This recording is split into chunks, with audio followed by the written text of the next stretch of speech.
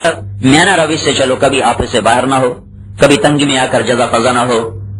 اور وَأَنْ أَصِلَ مَنْ قَطَعَنِي، اور میرے رب نے مجھے فرمایا جو تم سے توڑے تم اس سے جوڑو. وَأُعْتِيَ مَنْ حَرَمَنِي، جو تم سے چھینے تم اسے عطا کرو. وَأَعْفُوَ عَمَّنْ ظَلَمَنِي، جو تجھ پہ ظلم کرے تم اسے معاف کرو.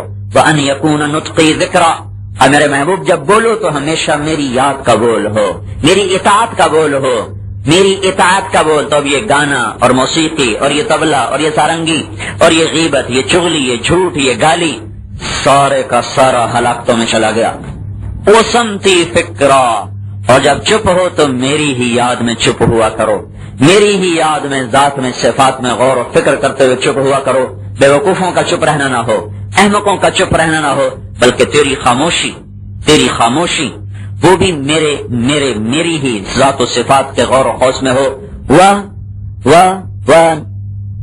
وَنَظَرِ عِبْرًا، جب تیری نظر اٹھے میرے محبوب تو عبرت کی اٹھے، عبرت کی، جہاں میں ہیں عبرت کے ہر سو نمونے. مگر تجھ کو اندھا کیا رنگ و بو نے، کبھی غور سے یہ بھی دیکھا ہے تو نے، جو معمور تھے وہ محل اب ہیں سونے. جگہ جی لگانے کی دنیا نہیں ہے، یہ عبرت کی جا ہے تماشا نہیں ہے. جاؤ دیکھو نا لاہور کا قلعہ، جا کے دیکھو یہ جہانگیر کے دور میں کیسے آباد تھا، نور جہاں کا یہاں کیسے تم طراق تھا. اب تو دیکھو راوی کے کنارے ایک ٹوٹا سا مکان ہے، دن کو بھی جہاں سب شب کی سیاہی کا سما ہے. کہتے ہیں یہ آرام گہے نور جہاں ہے، کہاں وہ نور محل، کہاں وہ شیش محل، کہاں وہ راوی کے کنارے ایک ٹوٹا سا ویران مقبرہ. تو اجڑ نہ گئے، معمور سونے نہ ہو گئے، جو معمور تھے وہ محل اب ہیں سونے، کھنڈر نہ بن گئے. ہڑپا کے ٹیکسلا کے موہنجو داڑو کو دیکھ کر میں حیران ہو، اتنی اعلیٰ تہذیب کے لوگ اور اتنے منصوبہ بندی کے ساتھ بنایا ہوا شہر. پھر مالداروں کا شہر الگ تھا، جیسے کالونیاں الگ نہیں ہوتی، مالداروں کے الگ کالونیاں بن جاتی ہیں، تو مالداروں کی کالونی الگ، عوامی عمومی شہر کی کالونی الگ. زیر زمین اللہ نے پہنچا دیا، جو معمور تھے وہ محل اب ہیں سونے، مٹ جانے، ٹوٹ جانے، فنا کا یہ گھر ہے. تو اللہ تعالیٰ کے نبی یہاں میرے بھائی وہ اس پہلو سے ہمیں دکھانا چاہتے ہیں جس کو ہم اپنی عقل اور فہم اور بصیرت سے حاصل نہیں کر سکتے. یہ ذہن بنایا. ایک شخص ہے، یا رسول اللہ آج میں نے بڑا نفع کمایا، بڑا نفع. کیا کہا جی آج میں نے 200 چھٹانک چاندی نفے میں کمائی. وہ کیا ایک چھٹانک ہوتا ہے، یا آج میں نے 200 چھٹانک چاندی نفے میں کمائی. تو بھائی 200 چھٹانک چاندی واقعی بڑی دولت ہے. تو آپ نے اس کو ادھر سے ادھر پھیرا، ادھر سے دائیں سے بائیں سے دائیں پھیرا، دنیا سے آخرت پھیرا. کہنے لگے یہ تو نے کیا نفع کمایا، میں تمہیں اس سے اچھا نفع بتاؤں. وہ سمجھے شاید اب سونے کا نفع بتائیں گے، چاندی تو بڑی تھوڑی چیز ہے، میں تمہیں سونا بتاؤں، ہیرا بتاؤں. کہ یا رسول اللہ ضرور بتائیں. تو آپ نے کہا فرض نماز کے بعد 2 نفل، اس سے بڑا سودا ہے، اس سے بڑا نفع ہے. یہ ذہن بنایا، یہ ذہن بنایا، اس کا نام ذہن سازی ہے. یہ ہمارا ذہن نہیں بنا، لہذا ہماری ساری نسل بہ گئی، ریت کی دیوار بھی ثابت نہ ہوئی. اب حکومت کو گالی، حکومت نے ٹی وی خراب کر دیا، حکومت نے میڈیا خراب کر دیا. حکومت کو گالی دینے کی کیا ضرورت ہے؟ تم اپنی نظروں کی حفاظت کرو تو حکومت تمہاری آنکھیں کھول کے تمہیں دکھائے گی. تم اپنے کانوں کی حفاظت کرو تو حکومت تمہیں ضرور گھنگرو سنائے گی. حکومت کو دوش کیوں دیتے ہو بھائی؟ قصور تو میرا ہے، پوچھ تو مجھ سے ہو گیا. اگر اللہ تعالیٰ نے مجھ سے، اگر میں نے اللہ کو یہ کہا یا اللہ حکومت گندی تھی میں کیا کرتا، تو کہا میرا یہ عذر چلے گا. اللہ نے فرعون کی بیوی کو ایمان دے کے دیکھا تھا، فرعون کے گھر میں بھی ایسی ایمان والی پیدا ہو سکتی. فرعون کے دربار میں رجل مؤمن من آل فرعون یکتم ایمانہ، اللہ نے اس کی ساری تقریر کو من وعن قرآن میں ذکر کیا. 2-2.5 رکوع اس کی تقریر کے اللہ نے بیان کیا. کیا خوبصورت اس کا خطاب ہے اپنی قوم کو. تو کیا یہ عذر چلے گا؟ تو یہ حکومت نے سارا میڈیا گندا کر دیا تھا، پھر ہم کیا کرتے؟ تو اللہ کہے گا تم نہ دیکھتے، تم کیوں دیکھ رہے تھے؟ تمہیں کس نے کہا تھا دیکھو؟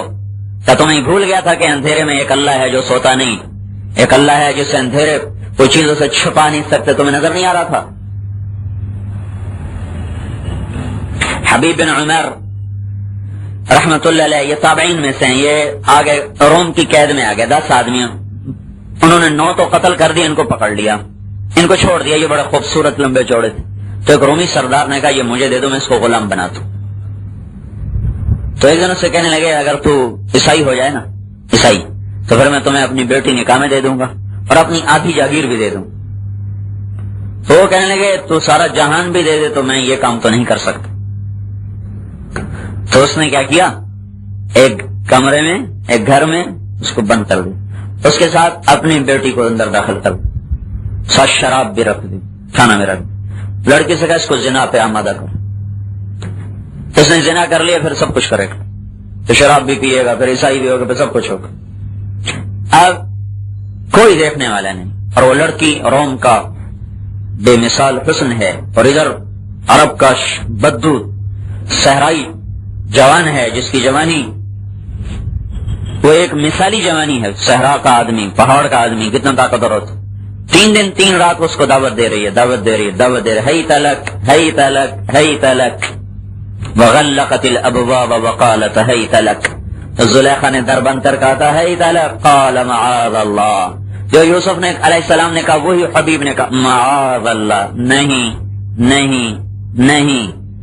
آخر اور اس 3 دن میں ان کی نظر کا پردہ نہیں اٹھا کہ وہ سر یوں ہی دیکھ لیتے، یوں ہی دیکھ لیتے، نظر گئی تو آدمی گیا، نظر گئی تو آدمی گیا۔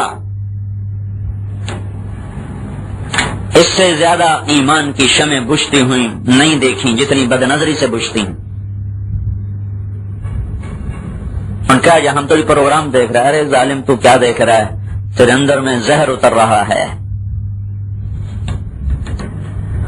3 دن کے بعد اس نے کہا تو کیا بلا ہے، تو لوہے کا ہے، تو پتھر کا ہے، نہ تو کھاتا ہے تو پیتا ہے، نہ میری دعوت پہ تو لبیک کہتا ہے، تو یہ روکتا کون ہے مجھ سے، تو یہ کس نے روکا ہوا ہے؟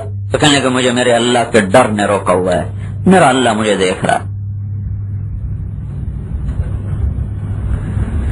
کہنے کہ تیرے جیسے کو قتل نہیں ہونا چاہیے، میں خود تیری حفاظت کا انتظام کرتا ہوں۔ وہ باہر نکل کے اپنے باپ سے کہنے لگی الی این ارسلتنی الی حجر او حدید لا یاکل لا ینظر، کہ تو نے مجھے کس کے پاس بھیجا، بدنے میں لوہے کا ہے یا پتھر کا، نہ کھاتا ہے نہ دیکھتا ہے، تو گمراہ کیسے کروں؟ گمراہ کرنے کے لیے یا تو شراب پیتا اور یا ایک نظر دیکھتا، نہ دیکھے نہ حرام پیے نہ کھائے، تو گمراہ کہاں سے ہوگا؟ ساری دنیا کے شیطان کٹھے ہو جائیں، جس کو اپنی نظر پہ قابو سے کوئی گمراہ نہیں کر سکتا۔